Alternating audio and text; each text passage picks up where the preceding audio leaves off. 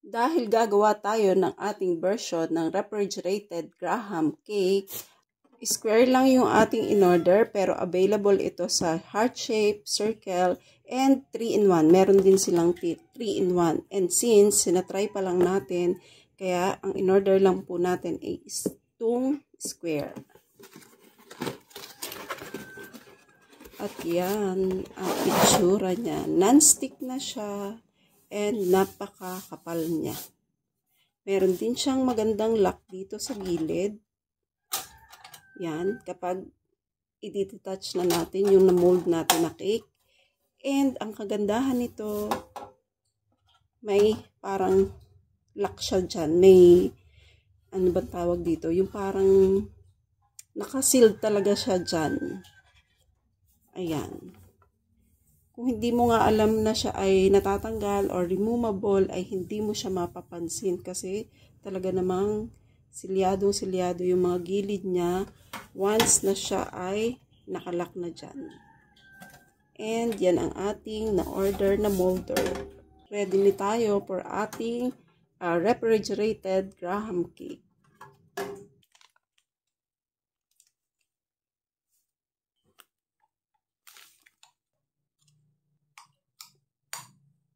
Dagan pa natin guys, itong ating crushed graham.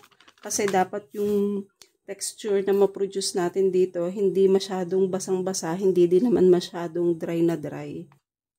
And kapag ganyan na yung itsura niya, pwede na natin siyang i-flat doon sa ating molder. I-flat lang natin ito dito.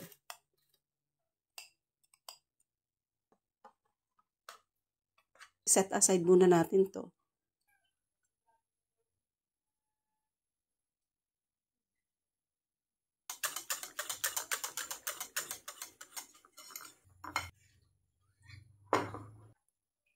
Siyempre, tubig. Itong ating kape.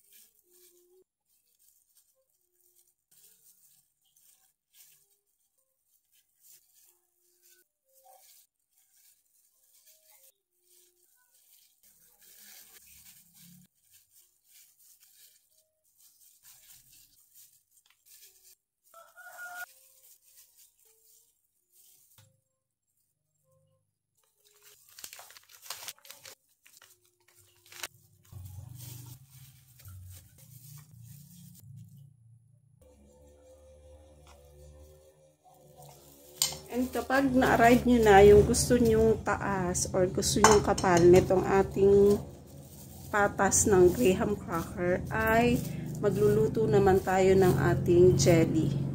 Nasa label nito is 6 na tasa. Pero ang gagawin natin, 4 lang kasi yung ilalagay natin pa ay iba. 2 tasa ang katumbas niya.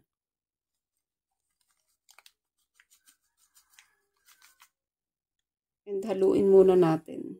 Hayaan natin siyang matunaw.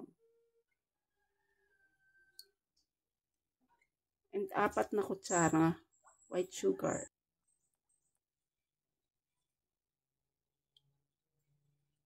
Kapag tunaw na, pwede na nating buhayin yung apoy, medium heat lang.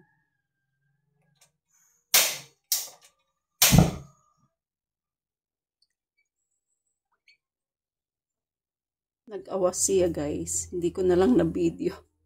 Nag-awas siya oh. Pag gano'n na yung itsura niya, lalagay na natin yung ating fruit cocktail. Yan. Halo natin yan. Pwede na natin siyang patayin.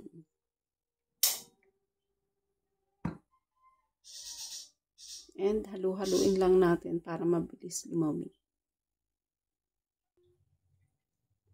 Since medyo malamig na itong ating nagawa na jelly,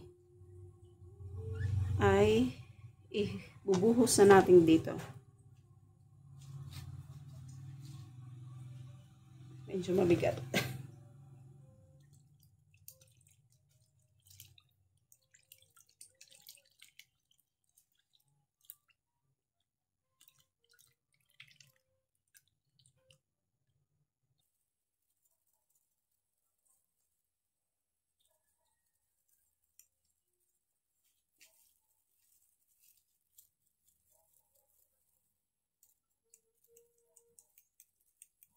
Medyo kakaunti na to, pero pagkasyahin na lang natin.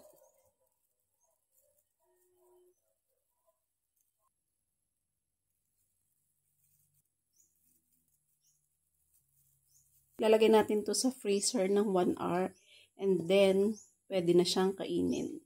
After 1 hour, ganito na ang itsura niya. Tanggalin na natin ito. Yun.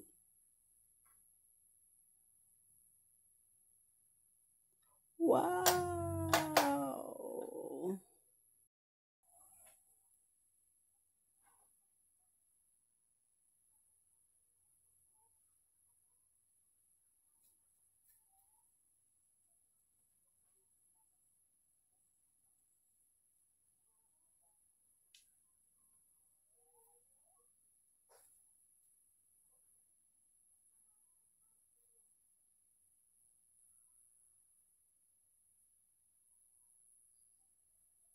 Tikman na natin, guys. Wait lang.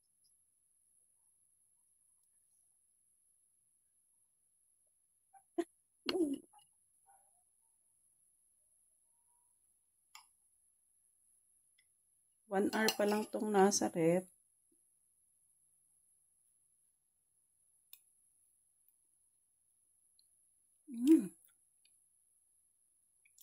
Sarap.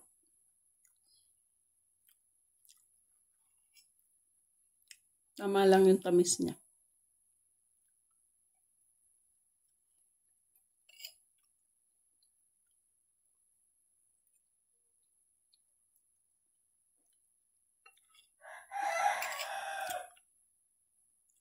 Sabi ko konti lang.